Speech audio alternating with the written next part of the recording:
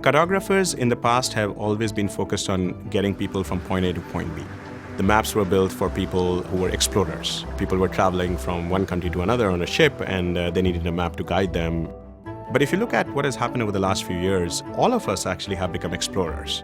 We may not be navigating the world in terms of going on a ship for 6 months and discovering new worlds, but we are trying to discover these micro worlds around us. Google Maps is really, if you think about it, it's mapping for the modern era. The old maps were paper, they were flat, they got folded up and stuffed into your glove box. These days a map is dynamic, it's live, it's interactive, and it's personalized to you, so it gives you customized things like directions from where you are to where you want to go. When we came out with Google Maps, it was a technology that really had not existed before. You don't have to click and wait to have the map pan. It's like you just drag it and move it around on a web browser. People had never seen that before. We called it a slippy map, but it was really the highly responsive nature that let people interact with it, and this really changed how people used maps. And then when we added satellite imagery, this gave people a reason to visit places they'd never been before, just so they could see them for the first time. And we add Street View that really gives you that sense of familiarity for places that you are going to visit or may visit. Street View was, in fact, Larry Page's idea. The notion was that there was a lot of interesting information and imagery taken at street level, and he thought that it might be interesting to put cameras on cars, drive around, and then organize this information. It turned out to be quite difficult. We developed our own cameras, and we've been able to actually improve on this platform substantially. At this point in the project, we have a number of platforms for capturing imagery. The most common, of course, is the cars.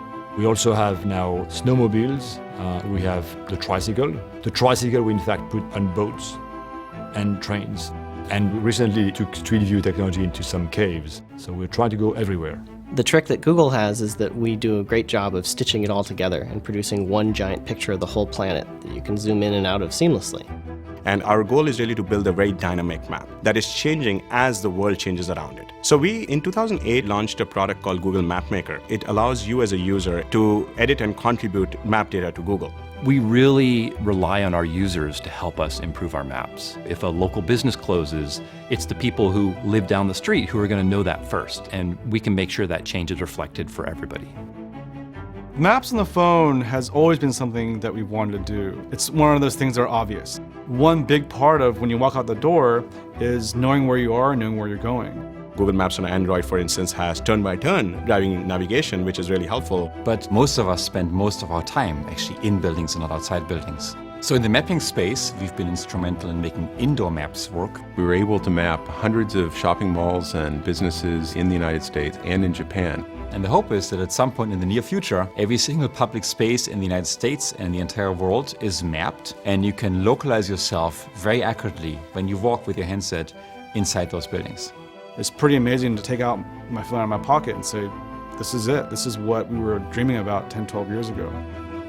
We've come a long way in modeling the world, but the reality is we have a long way to go.